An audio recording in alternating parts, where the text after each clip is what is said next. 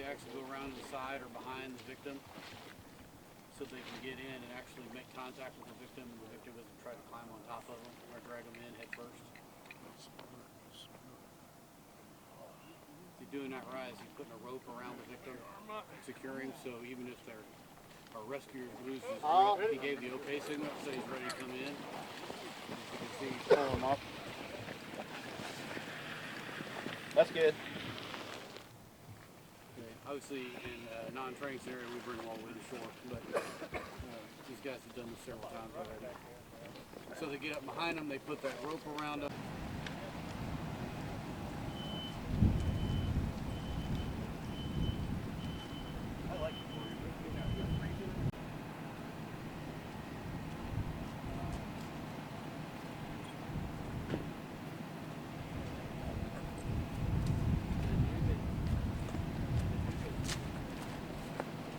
All right, thank you for your time. I'm Jalen Perkins here at APC 17, and I'm joined here with Captain Corey Sapp with the Jefferson City Fire Department. All right, and can you say your name like individual, like word for word, like how you spell that? Corey, Corey, Sapp, Sapp. Alrighty, well, thank you. Conducting these rescue missions here in Jefferson City, how roughly around the numbers of rescue missions have you had here at this lake or any other lakes throughout Jefferson City throughout the years? You know, we've talked about that at training, and fortunately, we haven't had a large number of these incidents with people. We come out for pets and animals. But as far as numbers, I'm not prepared to give you those. But we train on this once a year whenever the ice cooperates and if it's thick enough. And then we have a classroom portion of the training to review our techniques and our personal protective equipment and scenarios on an annual basis before it gets cold. Oh, and you mentioned the protective equipment. What kind of many things are within this equipment that keeps your firefighters safe and protected while they save these animals or people here at these lakes? Well, it's actually a dry suit, so it keeps us dry, and then there's an insulative portion to it.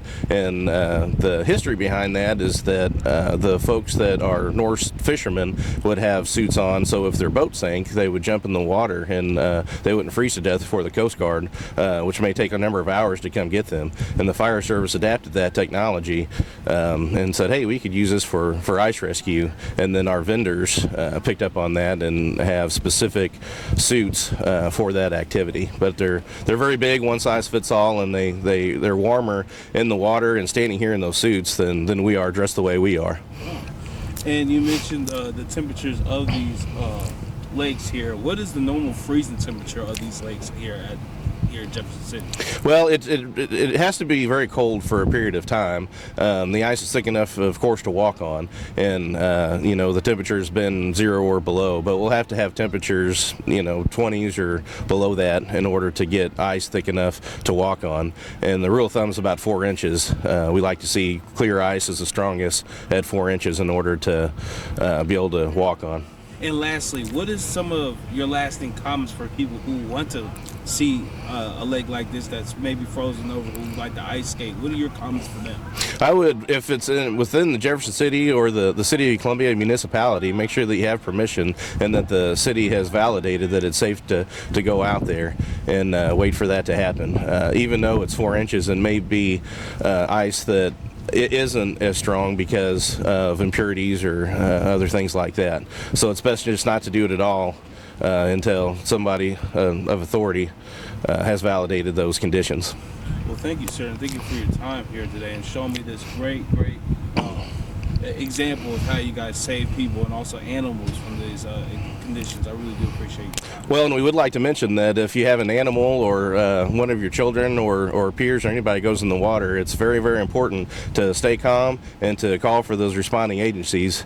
Minutes can feel like hours then, but people can't physically operate in the water whenever they get cold. It's not about the will to want to do that. Their body just simply won't let them because of muscle cramps and other things within that water. Water takes your body heat 25 times faster than just being out in the air.